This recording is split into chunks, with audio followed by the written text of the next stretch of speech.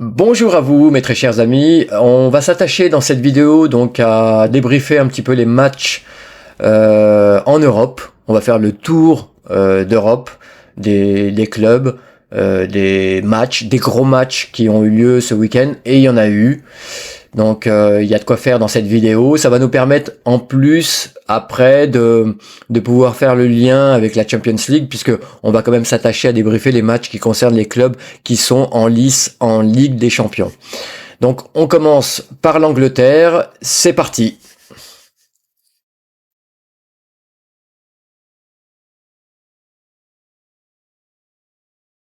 Et on va commencer donc ce tour d'Europe par le gros morceau qui s'est déroulé en Angleterre ce week-end. Le derby londonien entre Arsenal qui recevait dans son antre l'Emirates Stadium, l'équipe de Chelsea, l'équipe de Sonia Bonpastor qui reste sur 4 victoires depuis le début de la saison. Donc ils sont tout là-haut au niveau du classement. Et cette équipe d'Arsenal, même si c'est pas encore le feu, on va dire, dans la maison, ça sent fortement le brûler. Bon, Jonas Eidevall n'avait pas d'autre choix que de gagner ce match s'il ne voulait pas être décroché de la course au titre qui est vraiment effrénée quand on voit la cadence de Chelsea. Bon, c'est semblable à celle qu'on connaît en France avec celle de Lyon ou en Espagne avec celle de Barcelone. Donc les gros clubs ont mis le turbo et ne perdent pas de temps en ce début de saison. Et si les challengers, ceux qui veulent aussi marquer de leur empreinte cette saison qui s'annonce palpitante, il faut vraiment pas être décroché du train qui file à toute vitesse. Malheureusement, Jonas Eidevall qui enchaîne les contre-performances avec son équipe, il a une superbe équipe. Il devrait être tout là-haut en compagnie de Manchester, des deux Manchester et de Chelsea. Il a encore perdu ce match. Donc Chelsea a gagné 2-1 ce derby à l'extérieur. On a senti que les supporters d'Arsenal commençaient vraiment à en avoir marre de Eidevall. Et pour cause, le gars, il est arrivé en 2021, il a encore rien décroché. L'armoire à trophées est désespérément vierge depuis son arrivée. Donc à un moment donné, les dirigeants voient les choses comme nous. Ils ont des très grosses ambitions, c'est légitime. Encore une fois, les joueuses en avant-saison se sont aussi exprimées sur leurs ambitions. Donc il n'y a pas de zone grise, tout est clair. Et là, Jonas Eidevall, on sent quand même qu'il y a une espèce de fissure, je dirais pas de cassure encore une fois, mais de fissure, de fêlure avec l'équipe première, avec les stars de l'équipe, avec le vestiaire, avec les joueuses. Donc il y a énormément de questions à se poser. Moi j'avais dit dans d'autres vidéos précédentes qu'Arsenal virait son entraîneur avant cet hiver, voire avant décembre. Je maintiens ce que je dis, encore plus après cette défaite. Donc sur le match, en fait, il n'y a pas eu photo. Chelsea a quand même dominé, alors pas dans les grandes largeurs, mais a quand même dominé cette équipe d'Arsenal. Et c'est ce qui fait que les supporters, les fans sont vraiment en colère. Parce qu'à la maison, Arsenal n'a pratiquement pas existé, à part au travers de Kathleen Ford, qui a marqué donc le but en fin de première mi-temps et qui faisait quand même espérer une autre tournure à ce match, qui a marqué un beau but d'ailleurs, Kathleen Ford. À part ce sursaut en fin de première mi-temps, Arsenal n'a rien donné qui puisse nous permettre d'espérer que Jonas Eidevall puisse inverser la tendance. Donc là, la dynamique est plus que plus que négative, on va dire. Et là, les matchs s'enchaînent, donc on n'a pas le temps de s'apitoyer sur notre sort. Jonas Eidevall va recevoir Vålerenga pour un match déjà qui va compter énormément pour Arsenal, qui a perdu dans les grandes largeurs contre le Bayern 5-2, je vous le rappelle. Donc je vous mets le classement, donc on retrouve quand même Arsenal en fin de peloton, donc à la toute dernière place dans ce groupe C.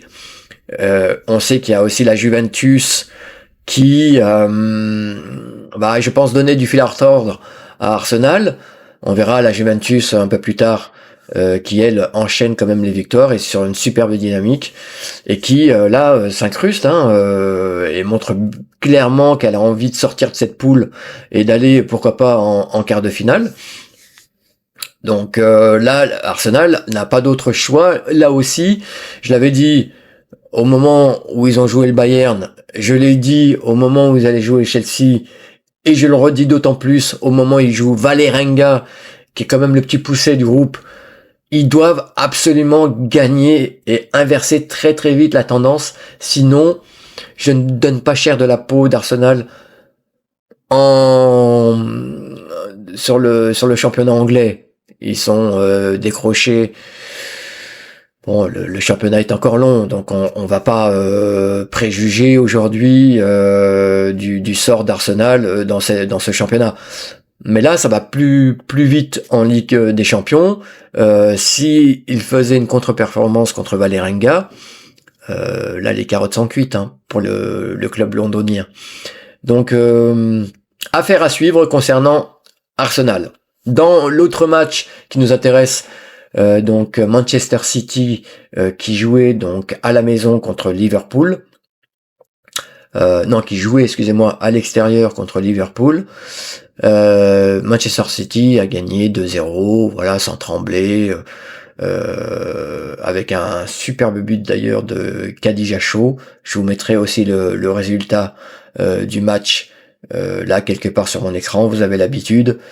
Donc c'est bien. Donc Manchester City est au coude à coude avec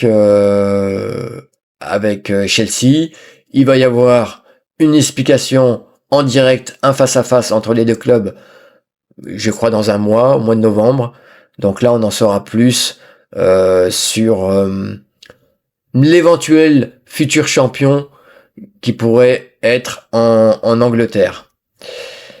Voilà donc pour le championnat anglais. Alors pour Manchester, pour être complet, puisque ça me permet aussi d'annoncer ce qui va se passer plus tard, je ferai une preview bien sûr pour la Ligue des Champions, mais Manchester donc qui a brillamment gagné contre le FC Barcelone, le champion espagnol, le champion en titre européen.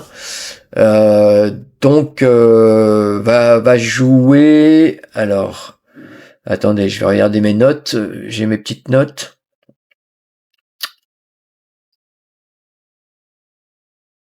Oui, va jouer à St. Pölten. Excusez-moi. Ça y est, j'ai trouvé. Voilà, donc à St. Pölten, on voit pas autre chose que les 3 points pour le club anglais. Voilà pour l'Angleterre. On passe à l'Espagne.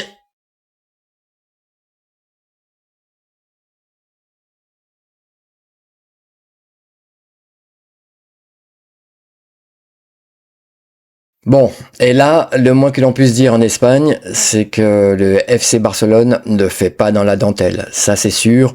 Après avoir giflé cette pauvre équipe de Grenade, 8-1, voilà qu'elle remet le couvert contre son voisin, donc l'Espagnol de Barcelone. Et là, le score était de 7-1. Après, je trouve que le FC Barcelone, là en ce moment, c'est sûrement ponctuel, a des problèmes en première mi-temps, puisque autant Grenade que l'Espagnol de Barcelone, l'équipe du Barça n'a pas marqué et a attendu la deuxième mi-temps pour lâcher les chevaux. Après, ils font pas semblant. Donc 8 buts sur une mi-temps contre Grenade, 7 buts sur une mi-temps contre son voisin donc catalan. Faudra peut-être trouver les solutions pour permettent à cette équipe catalane d'avoir une maîtrise sur l'ensemble de la partie. Donc et ça, je pense qu'il l'a bien compris, Père Roméo. Si je le lis bien, si je comprends bien l'espagnol, je crois qu'il a inscrit ça comme un axe d'amélioration. Donc à suivre. Mais là, le Barça donc est lancé à pleine vitesse dans ce championnat, en route donc pour un autre titre de champion d'Espagne. Derrière, on a du mal à suivre. Le Real, qui se doit quand même d'empocher un maximum de points en prévision de leur face-à-face qui va se dérouler mi-novembre, autour du 11-12 novembre. Là a fauté puisque ils ont perdu 2 points à la maison. Alors dans un autre derby qui était quand même un peu plus intense, bien évidemment, l'Atlético de Madrid a une histoire au niveau de sa section féminine. Et d'ailleurs, ça m'a fait plaisir de revoir Lola Gallardo, qui est toujours donc à défendre les cages de cette équipe madrilène. Donc ça, c'était vraiment intéressant. Bon, il y a eu un match nul qui correspond bien au déroulé du match. Donc un but partout, avec un but de Caroline Ware en tout début de mi-temps, de première mi-temps, qui laissait peut-être penser que le Real allait finir quand même par gagner ce match. Mais l'Atlético est une équipe quand même coriace. On le sait chez les garçons, visiblement ça se dilue oui chez les filles. L'Atlético de Madrid a pu recoller au score donc en fin de match à la 78e sur un penalty qui était tout à fait valable. Il n'y a pas de discussion là-dessus. Je dis ça parce que j'ai vu quelques commentaires sur les réseaux et il n'y a pas de polémique sur ce penalty sifflé. Donc le Real fait la mauvaise opération donc du week-end en Espagne. On verra ce que ça va donner sur les journées qui vont venir et si le Real va pouvoir quand même rester à 2 points. Je vous mets le classement aussi pendant que je parle. Je vous mets le classement de ce championnat espagnol. Voilà, ce qui reste à 2 points au moment du choc contre le Barça, ça serait vraiment une superbe chose et le suspense serait quand même maintenu dans ce championnat espagnol. On va passer maintenant à l'Italie.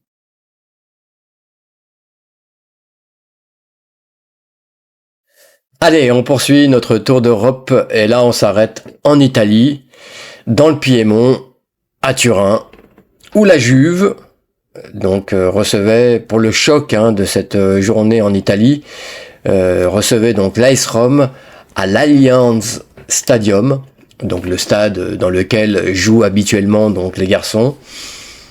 Et c'était pas arrivé, je crois, depuis 2019. Donc très très belle opération pour ce choc. Encore une fois, la première place se jouait entre les deux équipes qui se livrent une bataille sans merci.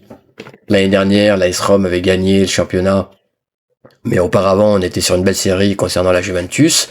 Donc, ce sont les deux maintenant mastodontes du championnat italien, femminile, le calcio comme on dit là-bas.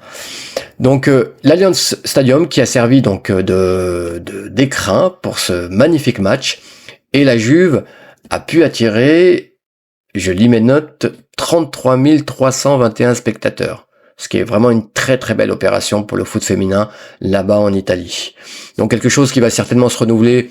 Je vous rappelle quand même que la Juve joue dans le groupe de la mort, si je puis dire, donc avec le Bayern, Arsenal et Vålerenga. Ils ont gagné leur premier match sur la première journée et là ils vont quand même recevoir le Bayern de Munich. Donc j'imagine que ça sera aussi à l'Allianz Stadium.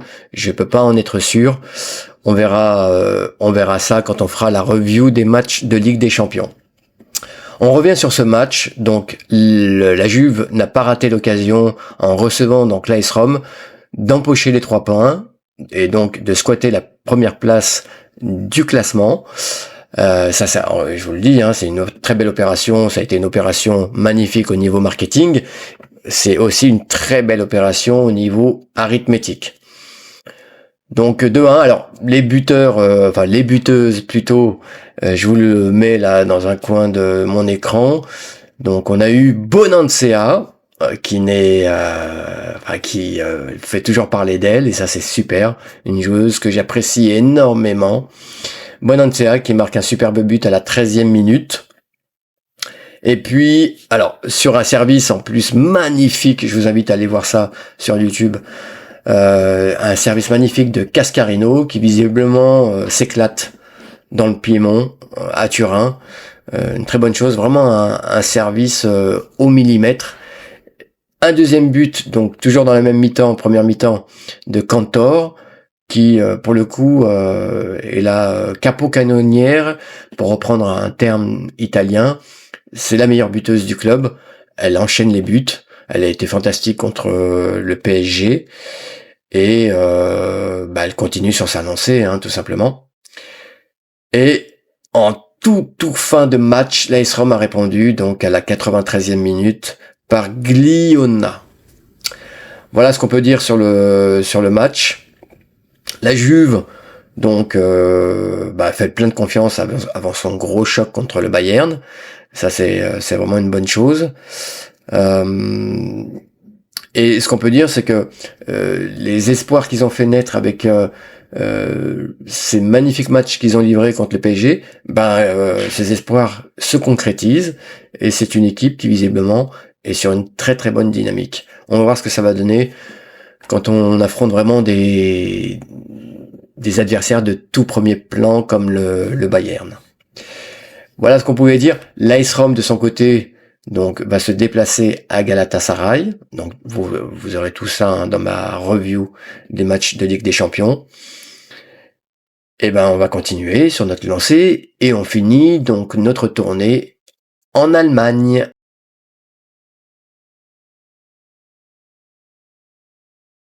Voilà, on finit en Allemagne et là je vous mets donc à l'écran le classement en Allemagne pour cette Bundesliga. Ce qu'on peut voir, c'est que ce n'est ni le Bayern ni Wolfsburg qui squattent la première place, mais l'Eintracht Francfort, le club mythique qui avait un peu disparu des radars, le club notamment de Marozan ou encore de Kumagai quand ils avaient gagné la Ligue des Champions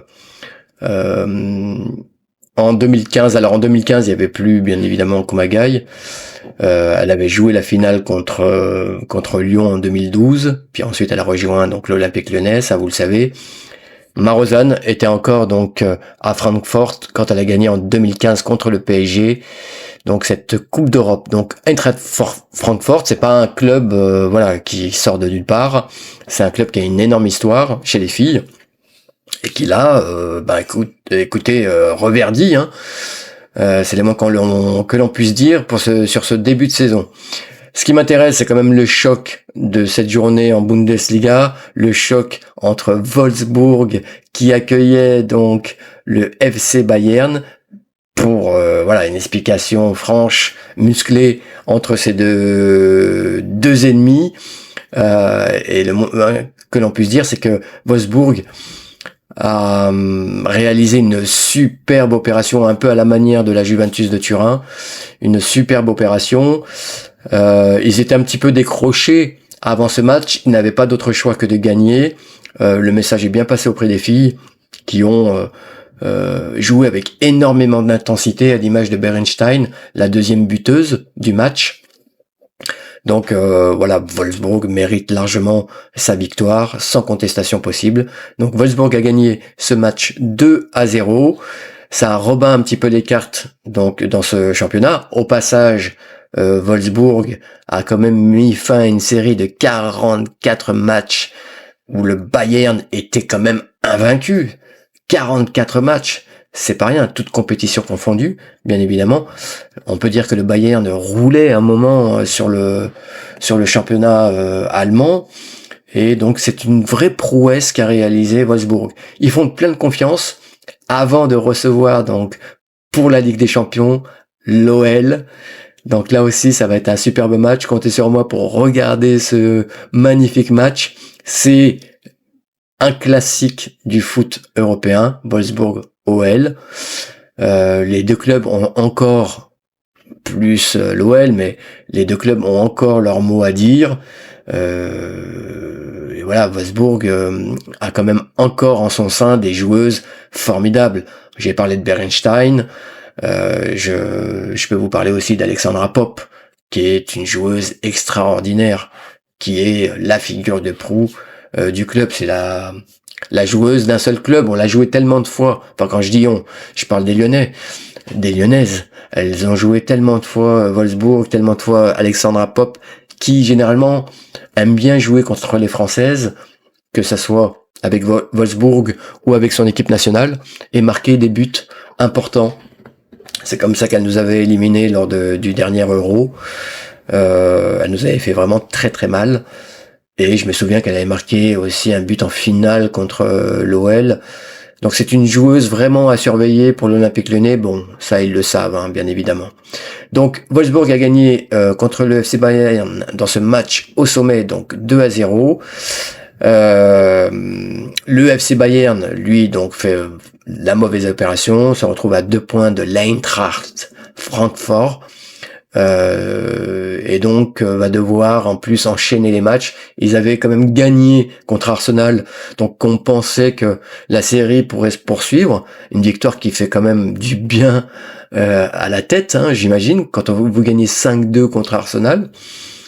Alors que Wolfsburg, lui, avait perdu son match contre l'AS Rome. Donc voilà, si j'avais fait un pari, j'aurais quand même mis une bonne piécette sur le FC Bayern. Wolfsburg m'a fait mentir.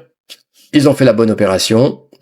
L'UFC Bayern, donc, lui, va devoir se remettre la tête à l'endroit et va se déplacer donc en Italie, à Turin, pour un très très gros match aussi.